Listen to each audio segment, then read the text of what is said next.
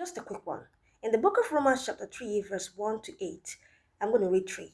Then what advantage has the Jew, or what is the value of circumcision? This was a question that Paul asked. If everyone, both Jew, both Gentile, is actually guilty of sin, is there any benefit being just a Jew? But then let's go down to verse 2. In verse 2, and it continues and it says, much in every way to begin with, the Jews were entrusted with the oracles of God. Now, Paul answers and he says, I want to explain. The Jews were also given the oracles of God, meaning that the Jews was given the covenant, Jews were given the promises, Jews were given the law, the Torah, and God also came in flesh through the bloodline of David. This means that Israel was a little more, favored because they had direct revelation, direct access to revelation from God. Meanwhile, the Gentiles did not have such revelation. Now, I'm going to go down to verse 3. And despite the fact that the Jews had such revelation, yes, not all of them were perfect, were they? Not all of them obeyed God, were they? In fact, many of the Jews went against Christ. Many of the Jews almost picked up a stone and stoned Jesus, accusing him of blasphemy when he said that he and God were one. So many of the Jews did not keep the law. Many of the Jews disobeyed God. Many of the Jews went away from God. Now, I'm going to move on to verse 3. This is what verse 3 has to say. Now, verse 3, and I read, what if some were unfaithful? Does their faithlessness nullify the faithfulness of God? Just as you know that many Jews did not believe in Jesus, did not obey God, did things that were against God over and over and over in the Jewish history, even in the Bible.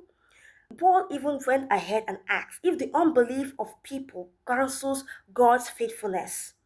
But the truth is that your unbelief and your unfaithfulness does not cancel God's faithfulness. It has nothing to do with God's faithfulness. You can still disobey God. You can do what you want to do. You can rebel against God. But that does not mean that God will not be faithful. God will always be faithful, despite the fact that you are unfaithful. And his faithfulness has nothing to do with your unfaithfulness. It has nothing to do with it. For he is God and he can do whatever he want to do. And it's the truth and the embodiment of truth. And there is no other truth apart from him. Let us go to verse 4 and hear what verse 4 has to say. Now, verse 4 says, by no means let God be true, though everyone were a liar, as it is written, that you may be justified in your own words and prevail when you are judged.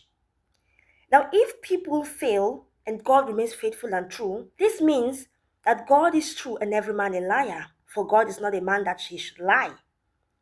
Now he says that you may be justified in your words and prevail when you are judged.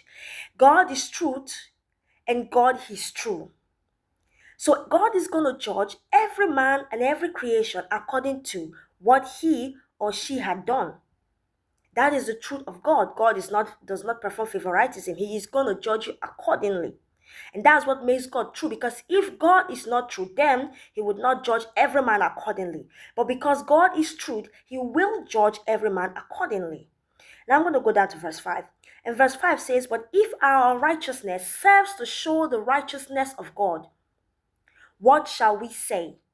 That God is unrighteous to inflict wrath on us? I speak in a human way. So a lot of people were saying then that if our sin, or if their sin makes God look even more righteous, then isn't our sin a good thing? And Paul rejects this sort of thinking. Paul says to them that although your unrighteousness shows the righteousness of God, and our sin shows that God is so faithful and so merciful and so loving, shall we continue to sin? The answer is no. We should not continue to sin just because God is so righteous, just because God is so merciful. That he's merciful and he gives us he shows us mercy does not mean that we should continue to sin, that we should continue to hurt our fellow men, that we should continue to hurt him or grieve him. And that is what Paul is saying here. And in verse 6, it says, and I read, by no means, for then how could God judge the world? So if sin were so good, if our righteousness was so good and it glorifies God's righteousness, then why do we have to strive? So if sin were so good, and if sin was in total glorification of God, why should he judge? But why should he not judge? Because sin is not good, and he must judge sin because he is a just God.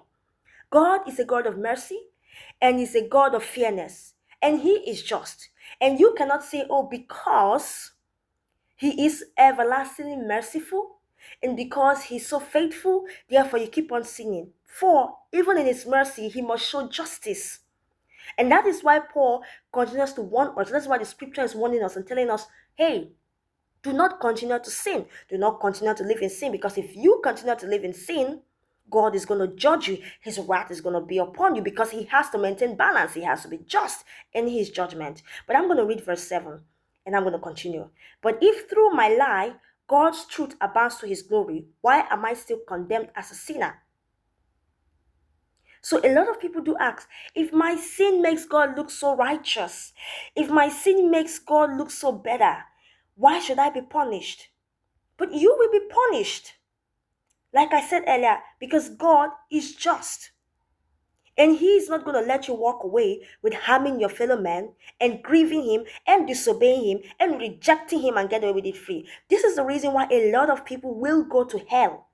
They will go to hell not because of anything else, but because they have rejected God, because they have rebelled against him, because they have rebuked him severally. God is going to what? They are going to send themselves to hell. God is going to judge them and they are going to end up in hell.